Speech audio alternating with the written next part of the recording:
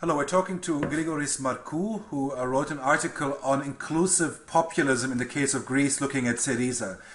Can you tell me, what do you mean when, what is the main gist? What are you looking at when you're coming to the conclusion that the ruling party practices a type of inclusive populism? Thank you very much, first of all, for the opportunity to present my research. My paper is about the rise of inclusionary populism in power, and specifically it examines the case of SYRIZA. In this paper, I try to explore some of the characteristics of the political discourse articulated by SYRIZA in power, in order to see if it continues to use the populist discourse after its rise to power. As it is well known, the outbreak of the global financial crisis and the post-democratic political landscape led to the rise of populist movements like SYRIZA and all over the world, who have many different cases like SYRIZA, but the nature and style of left-wing populist movements have been inspired by Latin American populist experience, mainly from Chavismo, Grigoris, etc., and the socialism of the 21st century. Where I have two important aspects in my paper. First of all, an important aspect is that we try to find if crypto-colonialism is a key to understanding the rise of inclusionary populism in Greece, power in Greece.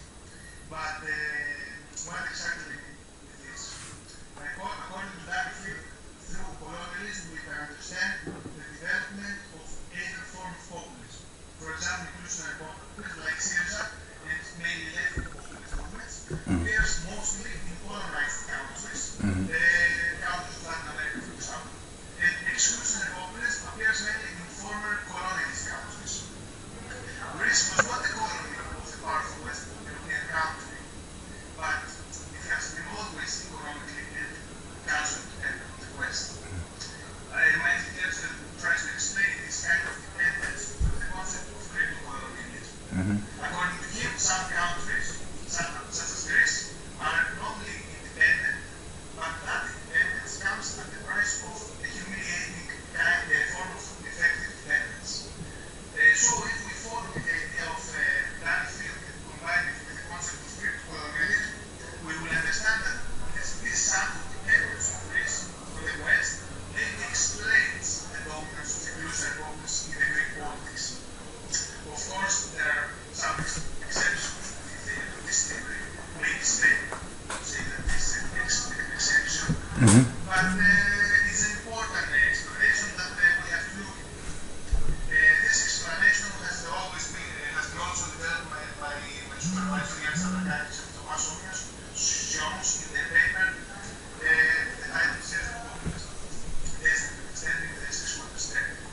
Another important aspect of my paper is that it analyzes two different manifestations of Greek anti-populism, kids and cultural populism, in order to highlight the danger derived from this kind of stereotypical discourse. Anti-populist discourse functions with the same logic as populism, namely it can be found in any movement or party.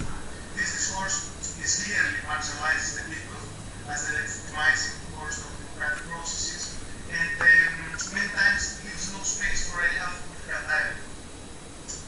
Of course, it's important to note that there are types of populism that creates many problems in the function of democracy.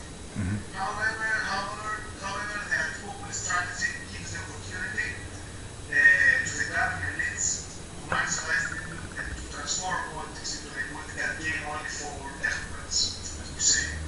So, we have two main aspects in my paper.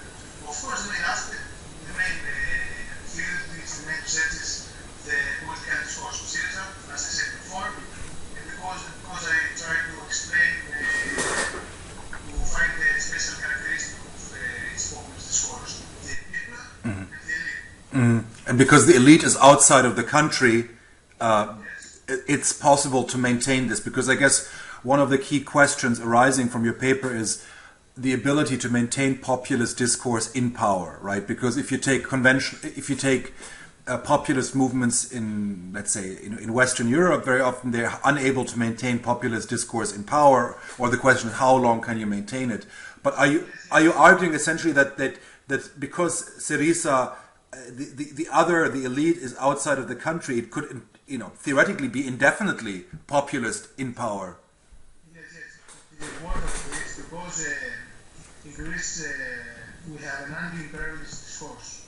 This is very important that you say. Nowadays, as we know, the different situation in Greece, you get a wave of anti-Germanism, a kind of anti-Germanism that was prepared with explicit reference to the 1940s and the Axis occupation in the country, etc.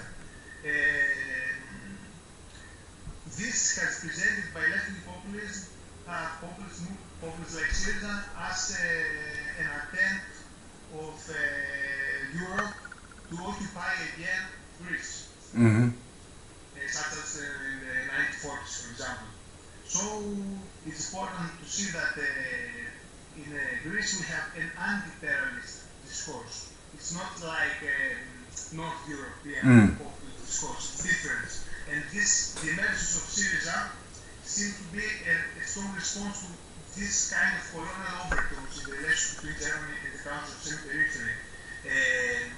This is not a new phenomenon in Greece, of course. Sure. The nomination of inclusionary populism in Greece is, we have seen before this kind of phenomenon in the period after the fall of the Polish dictatorship in 1974. It is well known that Andreas Papandreou with PASOK constructed the political discourse of his movement through the connection of populism and anti-imperialism, anti-Americanism, let's say. A movement that claimed to be a political movement that struggles for four political aims: national independence, popular sovereignty, social libertation, democratic procedure. The aims of the people of Andreas Papandreou was not being immigrant, like SYRIZA, not being immigrant or a foreigner, but the imperialist powers of the West. Right. Before we have the imperialist powers of the West, nowadays we have the European Union, the current right. The Germans, the Americans. But I mean, there's a paradox because once PASOK and Papandreou came to power in Greece, they shifted, right? I mean, they Papandreou accepted NATO membership, accepted EU integration, so he abandoned a lot of the populist rhetoric he had before. So, and we can see some of these elements with SYRIZA as well in terms of its policies. It's accepted a lot of the policies of the centers of European Union, of Germany, of the Eurogroup, and so on. So how do you see this discrepancy between the discourse of SYRIZA, as you call it, inclusive populism, and the policy of SYRIZA, which seems to be quite different? It is true that they continue to support the SYRIZA continues to support a populist discourse, and they didn't turn into a pornographic discourse like PASOK, for example. They didn't manage to go to this way like PASOK. But we have, I think that maybe in his populist discourse didn't change this kind of rhetoric, but in its policies, this is different because we saw that SYRIZA continue to implement this kind of policies like the previous government, and I think that its populist promise for a radical transformation of the political and economic system is still in limbo. For example, the leadership of SYRIZA decided to reject the result of the Greek referendum to a new bailout, not a new bailout, was 61% the result, and to continue this kind of implementation of state policies. These agreements, was at the same way with the previous governments.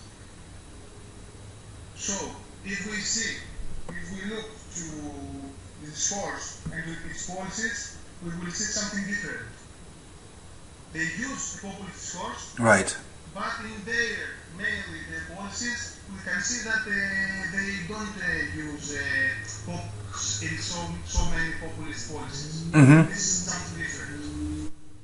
So that's quite a challenge, right, for I mean, any government, I guess, to bridge that. But I think that's a topic for a different analysis. But so Grigoris, thank you very much for your thoughts and a lot more detail about exactly the analysis of this discourse in the article. So thank you for talking to us, and again, recommendation to read this piece.